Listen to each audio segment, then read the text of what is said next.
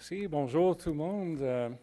C'est un plaisir d'être avec vous ici à Montréal. Et tout d'abord, je voudrais exprimer un grand merci à l'Institut Mallet de m'avoir invité à vous parler aujourd'hui et d'avoir mis sur pied une conférence tellement informative et importante. Mon point de départ est le thème de cette conférence, soit la culture philanthropique au cœur de la ville. Alors, Montréal vient de célébrer son 375e anniversaire et en septembre dernier, Denis Coderre et Ghislain Picard ont dévoilé un nouveau drapeau pour la ville. À l'ancien drapeau, on a ajouté un pain blanc, l'arbre de la paix, qui représente le rôle des nations autochtones dans l'histoire de Montréal. Et quand Samuel de Champlain est arrivé à Tadoussac, il a été accueilli par plusieurs nations autochtones qui l'ont aidé à survivre ses premiers hivers. Et ce geste représente le premier acte de philanthropie du Canada et du Québec. Je pense qu'Édith Cloutier a mentionné ça hier. Presque 100 ans plus tard, 40 Premières Nations venant de partout dans l'Est du Canada se sont rassemblées ici à Montréal pour concrétiser le Grand Paix de 1701.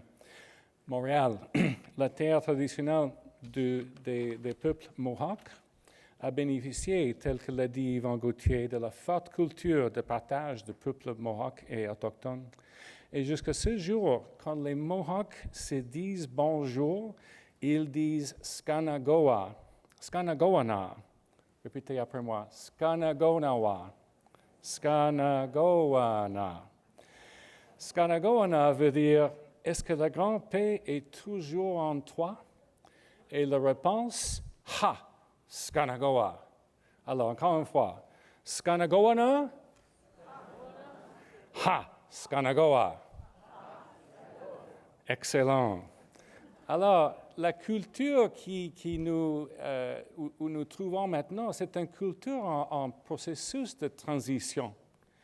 Et la réconciliation avec les Autochtones et notre vraie histoire est un élément incontournable quand on parle dans la culture philanthropique et dans cette même transition. Au début de la conférence, M. Jean-Nem Gagné nous a rappelé les villes concentrent la richesse et la pauvreté. Alors, au cours des derniers jours, des tout derniers jours, nous avons entendu parler des grands défis auxquels l'humanité et nos communautés fait face. La croissance des inégalités, les enjeux de santé, de culture, d'éducation, l'exclusion sociale et les changements climatiques. En ce moment où l'humanité doit s'adapter pour survivre, les villes représentent un bon point de départ d'innovation et d'adaptation. Dans cette lignée, le Québec est une société qui porte une grande emphase sur le bien-être collectif. Comme le mentionne Yvon Charest dans le pamphlet du sommet, la pensée individualiste actuellement en vogue pourrait nous faire croire que nos grandes sociétés modernes sont aptes à fonctionner par elles-mêmes. Pourtant, elles ne sont pas. Avec sa forte économie sociale, le Québec comprend bien l'importance d'investir dans le bien-être collectif. Alors que le monde se tourne vers les objectifs de développement durable de l'ONU comme cible de développement international, c'est ici. Merci. Voilà. Le Québec est très bien placé pour être un leader à l'échelle mondiale lié à certains buts comme définis par l'ONU. On parle de l'environnement, d'une société plus égale, comme M. Lévesque nous a montré. Alors, pour continuer, j'aimerais identifier 3 pistes pour l'action pour le futur. En voici numéro 1, la collaboration avec les communautés et entre secteurs. Au cœur de la collaboration se trouve le pouvoir de l'écoute. d'entrer dans le monde des autres afin de mieux comprendre leurs perspectives. Le chercheur Sylvain Lefebvre l'a mentionné hier, il y a 2 ans, Centraide a lancé le projet d'impact collectif, un partenariat avec 7 fondations, dont McConnell, Chagnon et autres. Et ensemble, ce collectif de fondations s'est engagé à investir 21 millions de dollars sur 5 ans afin de réduire de façon mesurable et marquante le taux de pauvreté dans plusieurs quartiers montréalais défavorisés, selon des priorités identifiées, exprimées par les mêmes communautés. Un autre excellent exemple de collaboration et d'entraide est le projet Écoutez Montréal, qu'Yvan Gauthier a mentionné hier. Et à l'aide d'une approche ethnographique, la Fondation de Grand Montréal a fait ressortir les voix, les perspectives et les aspirations des enfants.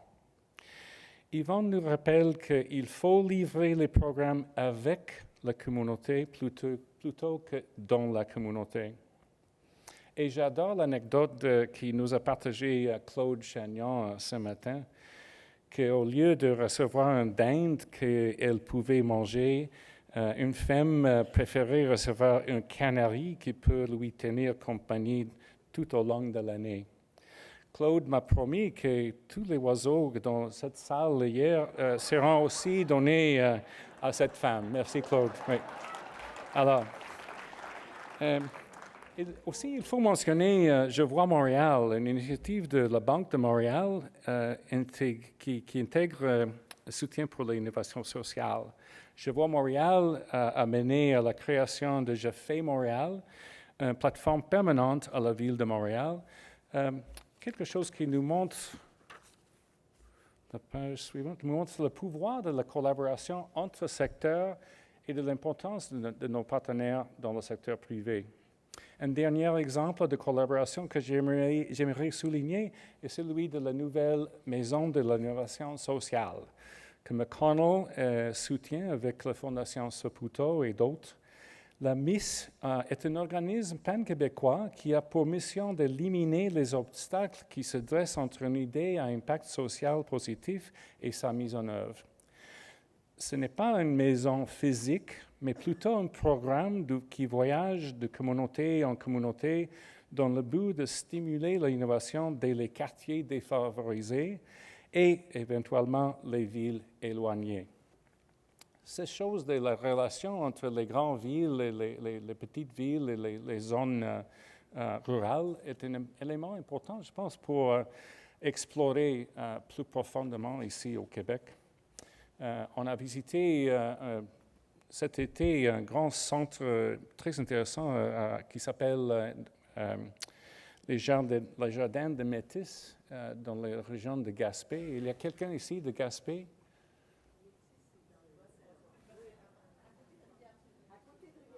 OK, à côté de Rivière-du-Loup. Qui a visité cette lieu? Ah, excellent! Bon.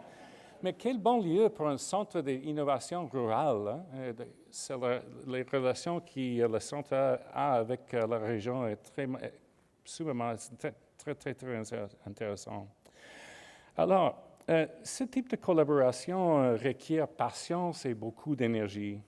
Il est souvent plus rapide de travailler en silo. En anglais, on dit que collaboration moves at the speed of trust. La collaboration progresse à la vitesse de la confiance. Une autre partie importante de leadership est d'explorer nos propres valeurs et pratiques. Comme nous l'ont souligné Marcel Auzière, Kevin McCourt et Yvan Gauthier hier, la communauté de la philanthropie ne reflète pas encore la diversité des communautés qu'elle dessert.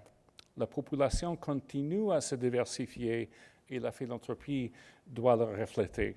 C'est un effort incontournable, surtout sur les conseils d'administration de nos fondations. Alors, on passe à la deuxième piste d'action, le financement de changements à la grande échelle. Traditionnellement, la philanthropie a joué 2 rôles, le financement aux OSBL et l'amassement de capital pour les plus grandes campagnes comme les hôpitaux et les universités. Mais entre ce type de financement, il y a une lacune. soit le capital nécessaire pour améliorer nos systèmes sociaux, pour transformer ce système, pour livrer mieux outcomes, to deliver better outcomes for people, and not just more activities and more outputs. Investir dans l'égalité peut être un bon geste charitable, mais c'est aussi un bon investissement dans un futur viable, durable et équitable. Un excellent exemple au Québec est le développement de l'économie solidaire, qui offre aux personnes défavorisées l'opportunité de sortir de la pauvreté. Au lieu d'emprisonner les délinquants à faible risque, nous devons plutôt investir dans leur formation et la réinsertion sociale. Nous devons construire plus d'habitations abordables, sachant qu'à long terme, c'est moins cher que de ne pas le faire. Et surtout, nous devons arriver à assurer la transition vers une économie qui ne dépend pas des énergies fossiles. Comme nous l'a dit Sylvain Lefebvre, les fondations ne contribuent que 2% des revenus des OSBL. Et il faut donc aussi regarder du côté des investissements, comme Marcel Lauzière nous a dit. Les fondations ont à leur disposition un éventail d'outils, les garanties de prêts, les fonds responsables, etc., pour aligner leur investissement avec leur mission et ainsi agrandir leur impact. Ces investissements ne remplacent pas les subventions, mais les complémentent plutôt. Les investissements d'impact jouent aussi un rôle catalytique en attirant le capital des secteurs publics et privés. Les fondations ont une plus grande tolérance pour le risque parce que, et just to explain in English, because this is a bit complicated for me, when we give grants, we are giving away capital that we don't want back. We can create the conditions for investments at low interest rates. We can afford to do that. And under federal regulations, we can afford to lose money on those program-related investments because we can claim them as charitable donations. We have the capacity to create the conditions for catalytic change around complex challenges. The challenge, l'opportunité est de changer, de transformer nos défis complexes en opportunités pour la croissance inclusive. That's the real opportunity before us. Alors, l'un des exemples dont nous sommes très fiers est le projet d'habitation de la Société d'épargne des Autochtones du Canada. Et sur la réserve de la nation Huron-Wendat, près de Québec, à l'aide de bailleurs de fonds et des investisseurs pour l'impact, la Société d'épargne donne accès à des prêts et hypothèques à taux d'intérêt raisonnable pour que les propriétaires puissent construire, acquérir ou rénover une résidence familiale. Ça, c'est impossible dans la majorité des réserves dans le reste du Canada. Et l'accès au capital a pour effet de réduire le sentiment de dépendance des communautés autochtones et des individus vis-à-vis du gouvernement, ainsi que de stimuler le développement économique local. C'est une vraie innovation sociale qui est prête à être partagée avec le reste du pays. Alors, troisième piste d'action, un nouvel engagement avec les gouvernements. Kevin McCourt nous a dit hier que plusieurs actions d'advocacy que l'on croit non permises sont plutôt qualitatives. Il est important pour les organismes philanthropiques de continuer à conseiller les gouvernements. Les fondations, de leur côté, doivent utiliser leur position d'influence afin de soutenir le travail des organismes avec qui ils travaillent et de se tenir en solidarité avec ceux-ci. Ariane Nemo nous a mentionné ce matin l'exemple de la lettre publiée aujourd'hui, jour de la philanthropie en Le Devoir, qui urge le gouvernement du Québec d'être encore plus ambitieux dans la lutte contre la pauvreté. C'est un bon exemple. Il est aussi important de collaborer avec les gouvernements, qui travaillent souvent à une échelle beaucoup plus grande que les fondations. Je me permets ici de vous parler du travail d'un groupe directeur de co-création de la stratégie d'innovation sociale et de la finance sociale du gouvernement fédéral. En juin dernier, autre sens? Non. Voilà. Alors, en juin dernier, le gouvernement fédéral a mis sur pied un groupe dont je fais partie afin d'établir une stratégie fédérale sur l'innovation sociale et la finance sociale. Cette stratégie touche ces 6 thèmes: les capacités et les compétences, les financements et capitaux, l'accès au marché pour les entreprises sociales, l'environnement réglementaire, le transfert de connaissances et les données de l'impact, ainsi que la mobilisation et la sensibilisation. Je vous invite à tous à participer en partageant vos idées, aspirations et histoires avec le comité au site Internet ci-dessous. Voilà. Et j'ai des feuillets comme ça, répartis dans la salle, à côté là, si quelqu'un veut participer.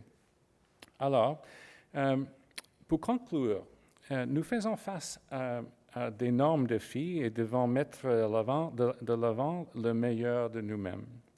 3 pistes d'action pour la philanthropie: collaborer avec les communautés, avec d'autres acteurs de milieu, développer le financement pour la mise à l'échelle et s'engager avec les gouvernements et les reconnaître comme leviers importants de changement.